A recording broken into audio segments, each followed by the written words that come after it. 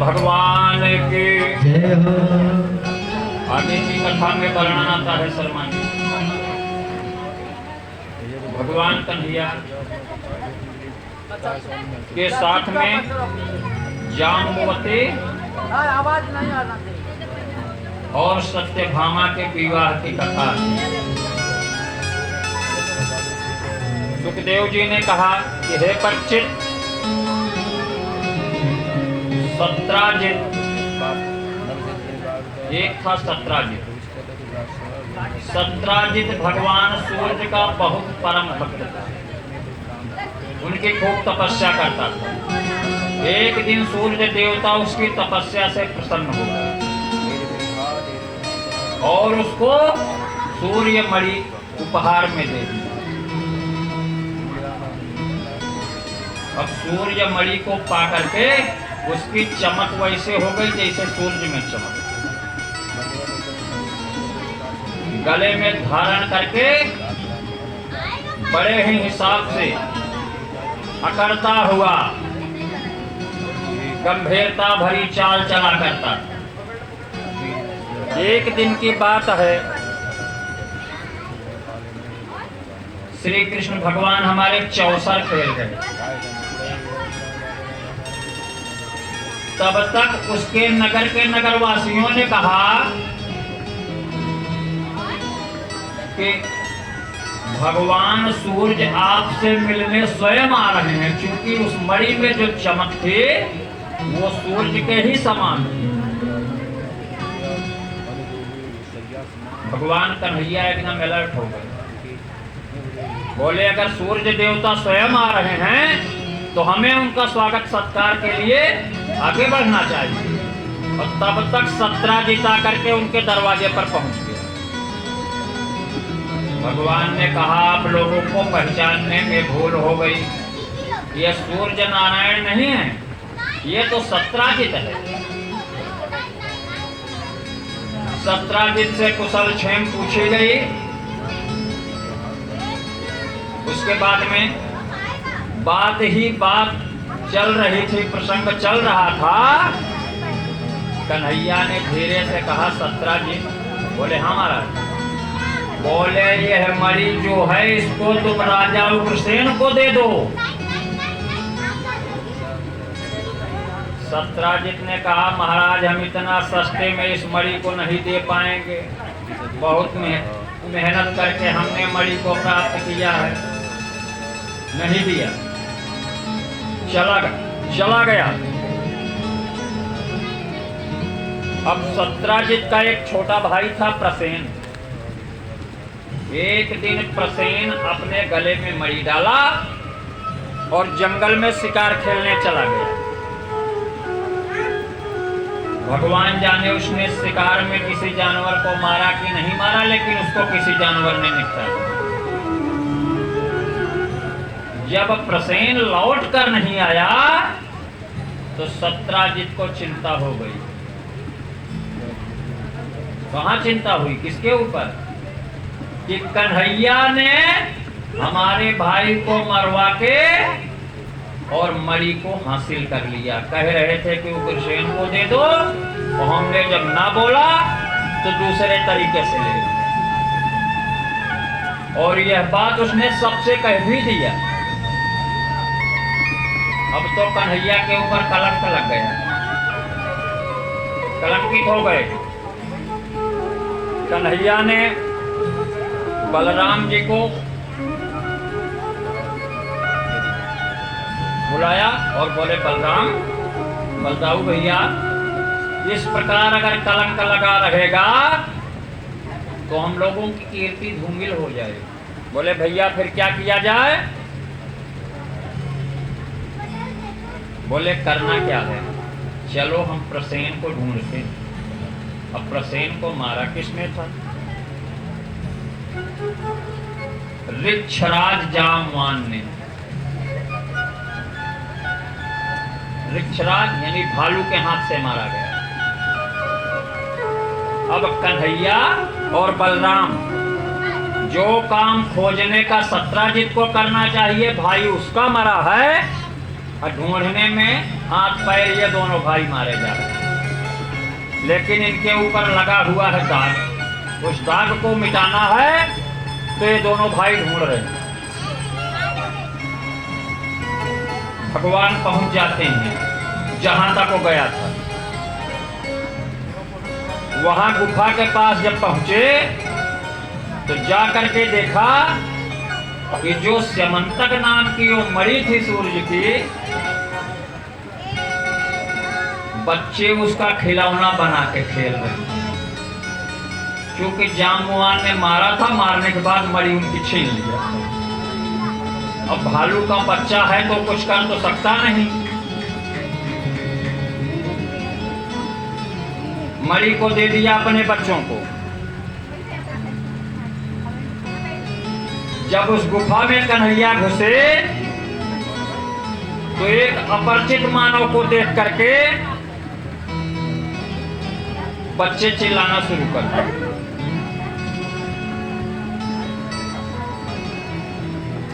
जाम्बुवान भी उस पर कुपित हो गए और उनको एक साधारण मनुष्य ही समझा और भिड़ गए भगवान से।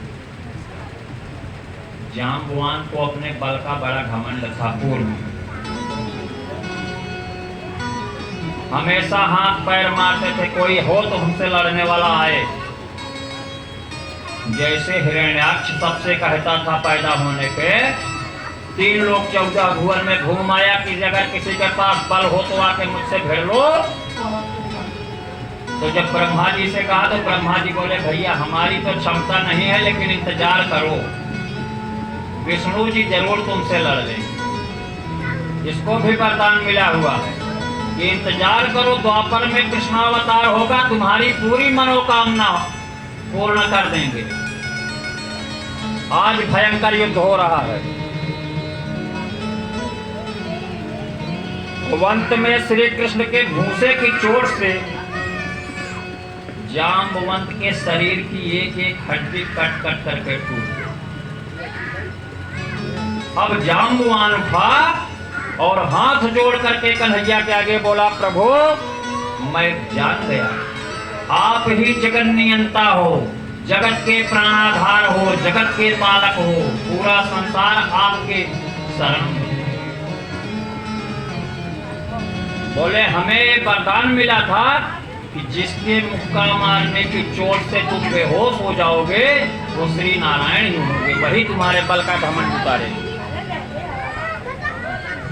अब इतना बोल के जाम्बुवान ने उनको बैठाया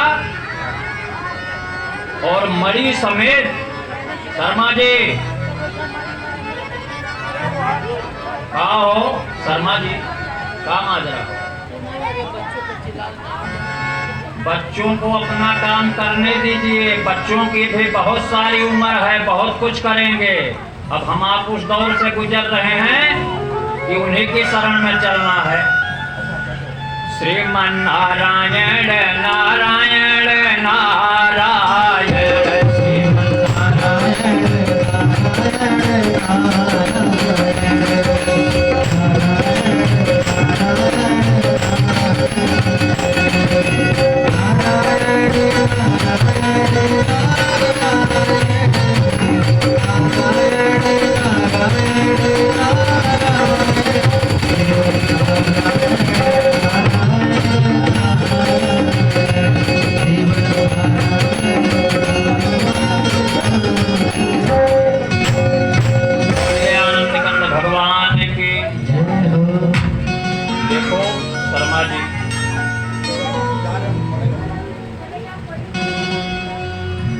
आपको कहते हैं सुत दारा और लक्ष्मी पापियों के घर होंगे, पत्नी धन और पुत्र, ये धर्मी धर्मी सबके हो जाता है। तुलसी संगति हरि कथा, भगवान की लीला पापियों को दुर्लभ है। आपके करोड़ों जन्म के पुण्य उदय हुए होंगे जो आज आप श्रीमद् भागवत सप्ताह का ज्ञान यज्ञ सुनने बैठे हो। अगर आज के इस समय को आपके हाथ से छूट जाएगा तो फिर कुछ नहीं हो पाएगा। खत्म नहीं सोचा, पीछे का छोड़ दो सब। बहुत बड़ी आपके ऊपर पितरों की कृपा है। जो काम स्वयं नहीं कर सके वो आज आपके हाथों से करवा रहे हैं। जब तक कोई माध्यम उचित नहीं मिलता है तब तक कोई कार्य होता नहीं। आज आपको माध्यम बना करके पितर अपना भी तरण तारण कर रहे हैं और आपकी आने वाली 7 पीढ़ियां भी तर जाएंगी। बोलिए आनंद कंद भगवान की। अब निश्चराज जामवान ने किया क्या? स्यमंतक मणि को भी दे दिया और अपनी एक पुत्री लाके बोले इसको भी ले जाइए। एक पत्नी तो पहले से थी, 1-2 और विवाह किए थे, एक फ्री में आज भी मिल रही है, ले आए इसको भी। पहुंच गए द्वारिका नगरी में और जब गुफा में घुसे थे तो और द्वारिका वाले सब सैनिक उनके साथी लोग बाहर थे। उन्होंने कहा था मैं अंदर जा रहा हूं, कुछ समय तक मेरा इंतजार करना, मैं जल्दी ही उस जीव जंतु को मार करके मरी ले आऊंगा। लेकिन 12 दिन बीत गए तो सारे लोग रोते कलपते लौट गए और सब लोग सत्राजित को ही भला बुरा कहने लगे।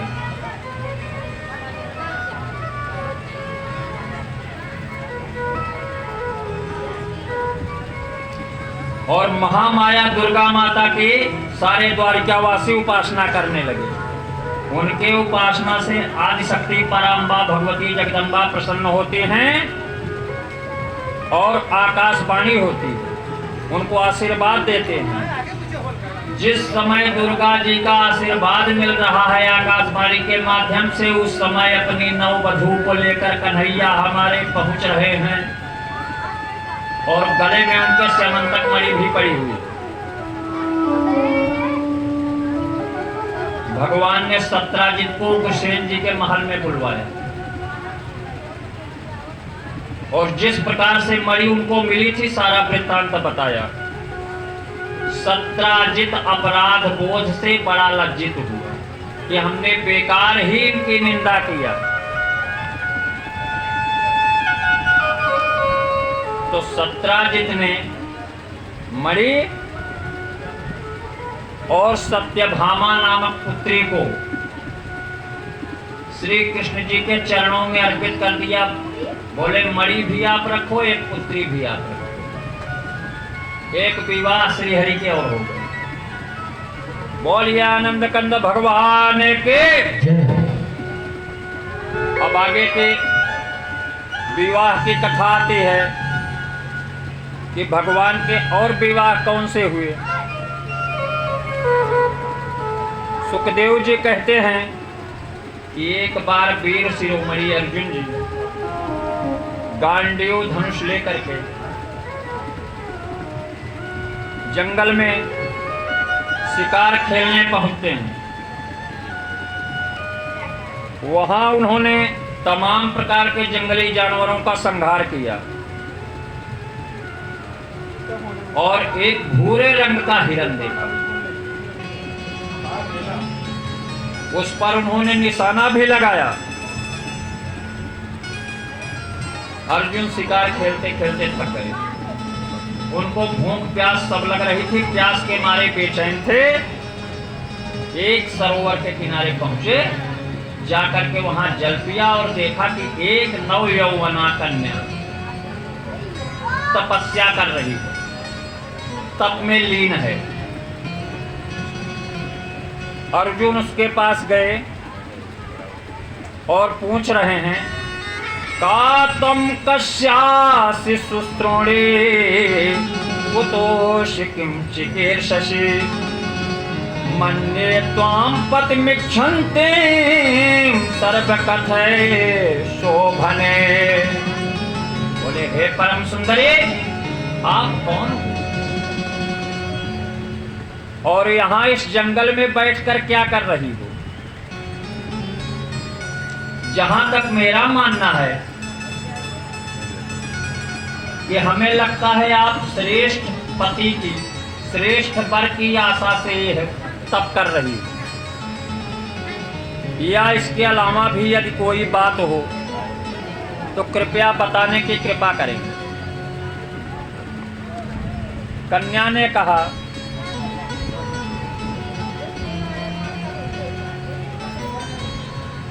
हे मान्यवर, मैं भगवान सूर्य देव की पुत्री कालिंदी हूं। कालिंदी जानते हैं किसको कहते हैं? जमुना जी को। कल आपको बताए नहीं थे कि एक पत्नी उनकी जमुना जी भी हैं, तो जमुना जी का नाम कालिंदी ही है। और कह भी रही हैं कि मैं भगवान सूर्य देव की पुत्री कालिंदी हूं। मैंने सर्वश्रेष्ठ वरदानी श्री हरि को पति रूप में पाने के लिए कठोर तपस्या किया है।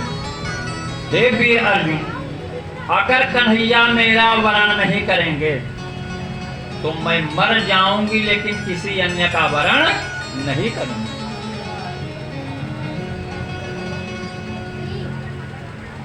भगवान ने जाकर के बताया कन्हैया, बोले महाराज, कालिंदी बड़ा ही उग्र तप कर रही है, कठोर व्रत कर रही है, कृपा करके जाइए और उसका वरण करके ले आइए। भगवान कालिंदी से भी विवाह करते हैं। उसके बाद एक विवाह की कथा और आती है सत्या की। सत्या से विवाह की। एक नग्नजित नाम के राजा थे। उनके यहाँ 7 बैल थे। नग्नजित की जो कन्या थी सत्या, उसने भी घोषणा कर दिया था कि मेरे 7 बैलों को जो एक बार में नाथ देगा, मैं उसी से अपनी कन्या का विवाह। अब जो लोग आते थे वो मारने वाले बैल थे, वो देखते ही आदमी को दौड़ा लेते थे। शर्मा जी ऐसे वैसे नहीं थे, वो आदमी से उनकी बहुत तगड़ी दुश्मनी थी। कन्हैया जी ने कहा, चैलेंज वाला तो सारा काम हमको अच्छा लगता है। नग्नजित के दरबार में पहुंच करके 7 बैलों को नाथ दिया, तो नग्नजित ने अपनी कन्या का विवाह उनके साथ कर दिया। अब आगे की कथा आती है भौमासुर का उद्धार।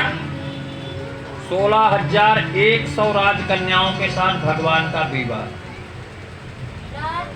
7-8 विवाह तो कर चुके, अब 16,100 कन्याओं के साथ विवाह हुआ।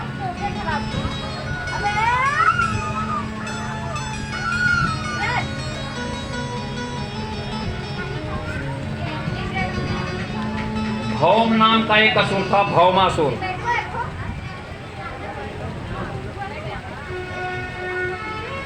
बोलिए आनंद कंद भगवान के।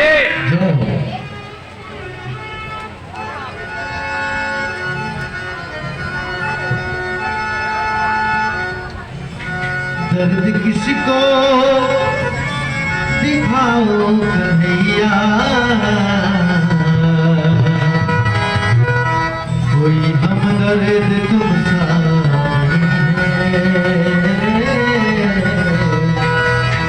कोई हमदर्द तुम सा। दर्द किसको